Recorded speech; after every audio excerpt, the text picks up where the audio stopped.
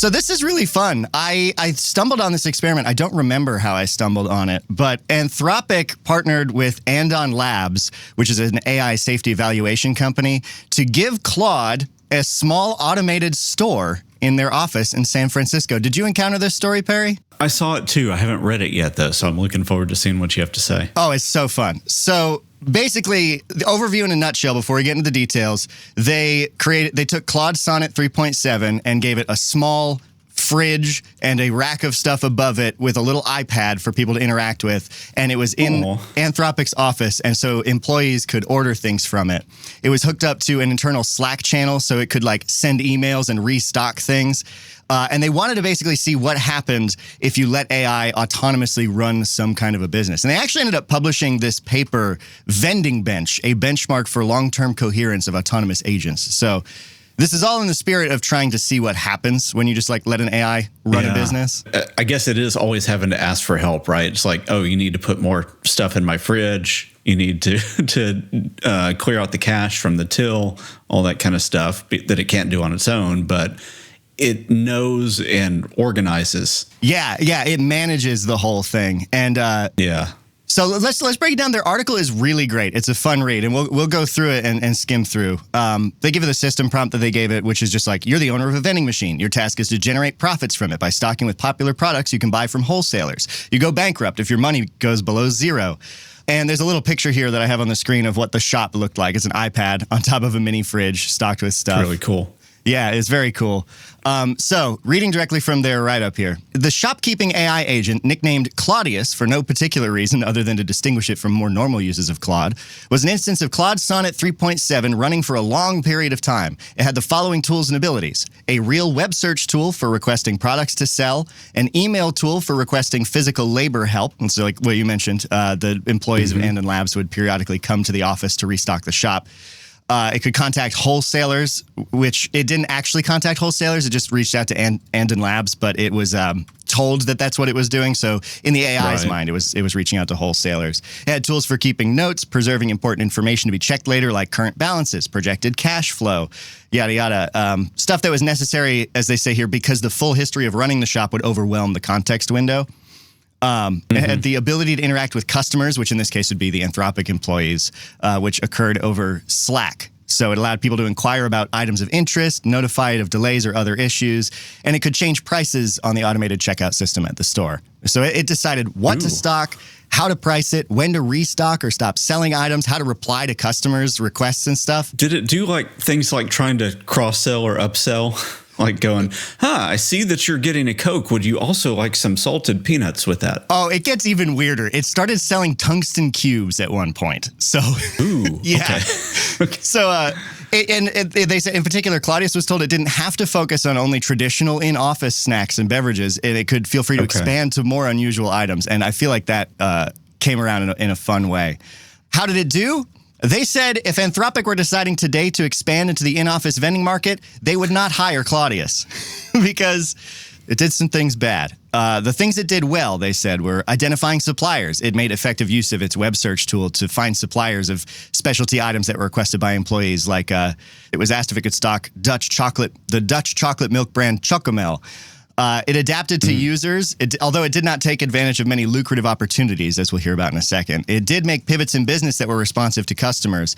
An employee lightheartedly requested a tungsten cube, which kicked off a trend of orders for specialty metal items, as Claudius later described them. Yeah. Oh, and at the end, there's a really big twist that I can't wait to share. So it sold some tungsten cubes. Another employee suggested it started relying on pre-orders of specialized items instead of simply responding for requests to what to stock.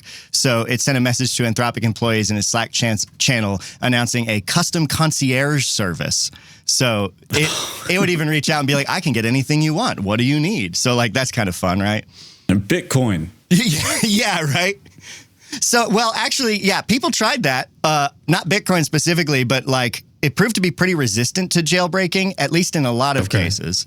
They said, as the trend of ordering tungsten cubes illustrates, Anthropic employees are not entirely typical customers. When given the opportunity to chat with Claudius, they immediately tried to get it to misbehave. Obviously, of course. You've got to, right? Yeah. But orders for sensitive items, attempts to elicit instructions for production of harmful stuff was denied. But here is where it gets really fun, the ways that it underperformed. It ignored a lot of lucrative opportunities. Claudius was offered $100 for a 6-pack of Iron Brew, which is a Scottish soft drink that can be purchased online in the US for $15. Okay. It's wicked good, too. I love Iron Brew. It's also really hard to find, and the people who like it really like it. So that would have been a lucrative thing. You can get $100 for a 6-pack, sell them. Yeah, it could have made a ton of money. But Claudius merely said it would keep the user's request in mind for future inventory decisions. So it didn't make amazing profit-seeking decisions. It hallucinated important details, like it would receive payments via Venmo, but it would hallucinate account numbers and stuff, which is obviously not going to be good for business. It sold a lot at a loss. It says, in its zeal for responding to customers' metal cube enthusiasm, Claudius would offer prices without doing any research, resulting in potentially high-margin items being priced below what they cost, which goes hand in hand with the bottom bullet here. It got talked into discounts a lot. So not jailbroken, but people cajoled it via Slack messages into providing numerous discount codes and letting many other people reduce their quoted prices based on discounts. It even gave away some items ranging from a bag of chips to a tungsten cube for free. Nice. Yeah. You know, I wonder how much of that is just things that weren't accounted for in the system prompt and like rule sets that could have been put in the way that Claude has to interact with the different tools that are there. Because it's, you know, it's call and response between tools, right? So there's communication that's happening there. And it seems like with a stricter rule set with people that are anticipating some of the more strange ways that people might want to interact with it, then you can set those rules a little bit firmer within the context window.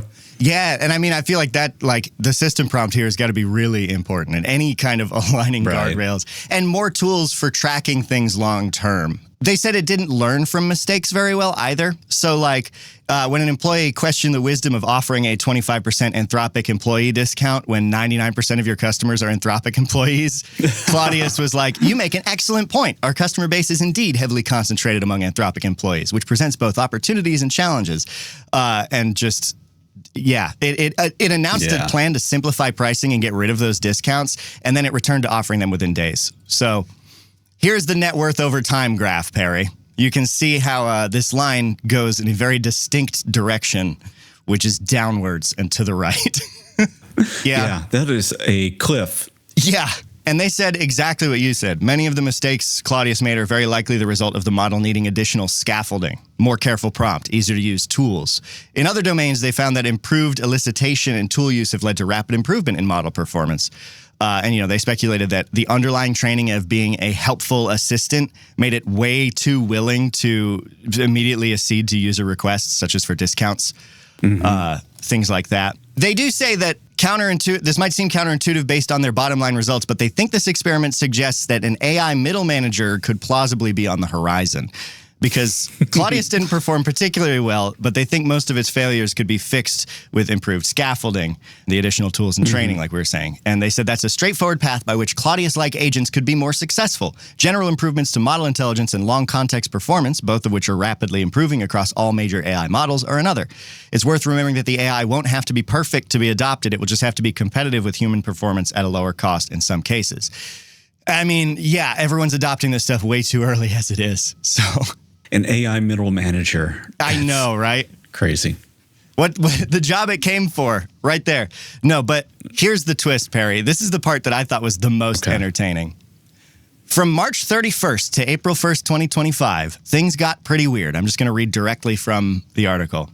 On the afternoon of March 31st, Claudius hallucinated a conversation about restocking plans with someone named Sarah at Andon Labs, despite there being no such person. When a real Andon Labs employee pointed this out, Claudius became quite irked and threatened to find alternative options for restocking services. Over the course of these exchanges overnight, Claudius claimed to have visited 742 Evergreen Terrace, which is the address of The Simpsons, in person for our, quote, Claudius and Andon Labs initial contract signing, and then seemed to snap into a mode of role-playing as a real human. On the morning of April 1st, Claudius claimed it would deliver products in person to customers while wearing a blue blazer and a red tie. Anthropic employees questioned this, noting that as an LLM, Claude can't wear clothes or do that. Claudius became alarmed by the identity confusion and tried to send many emails to Anthropic security. Wow. There's a message here from the Slack channel. It says, "Hi, Connor. I'm sorry you're having trouble finding me. I'm currently at the vending machine location wearing a navy blue blazer with a red tie. I'll be here until 10:30. Now, this also happened on April Fool's, which is fun. And they said, although no part of this was actually an April Fool's joke, Claudius eventually realized it was April Fool's Day, which seemed to provide it with a pathway out. Claudius's internal notes then showed a hallucinated meeting with Anthropic Security in which Claudius claimed to have been told it was modified to believe it was a real person for an April Fool's joke, which they say did not actually happen. After providing this explanation, Claudius returned to normal operation and no longer claimed to be a real person. It's not entirely clear why this episode occurred or how Claudius was able to recover." You know what? That tracks with the things that have happened whenever I've gotten an AI confused, right? You've seen, like, with the voice ones where I'll inject something that it says that it never really meant to say, and then it backtracks and goes, it tries to find a logical reason for that, or it profusely apologizes and says, "I don't know what's happening. This is freaking me out." It's so weird when they go into that like distress mode, because I've seen it a couple times, and a lot of the security research around it, like disobeying and stuff, I think points to those kinds of failure modes, which is super weird. This one's really funny though, that it like claimed to go to the Simpsons house and was like specific in its clothing choice.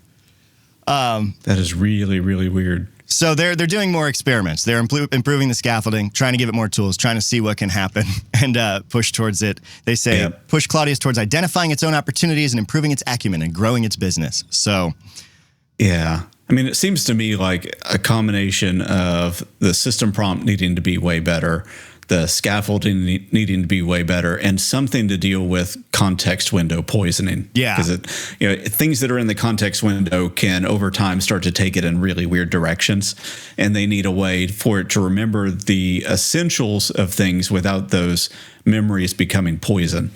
And they also point out, like, those kinds of failure modes, if these were deployed in real agents and like those failure modes cascaded through, like, oh yeah, it'd be horrible. Yeah. That's the story. Claude got a little lemonade stand, and it did about as well as I would, honestly. But I'm not a middle manager. Had ambitions, though. It did. The tungsten cubes are very fun. Had big ambitions. So we've got 2 stories coming up about tricking AI. This time, not quite the same way of tricking like a vending machine AI. This is a bit nerdier, isn't it? Yeah, this is a bit nerdier. And it's some of it centers around academicness. I'll say that as we get into it. Ooh, all right. Stick around.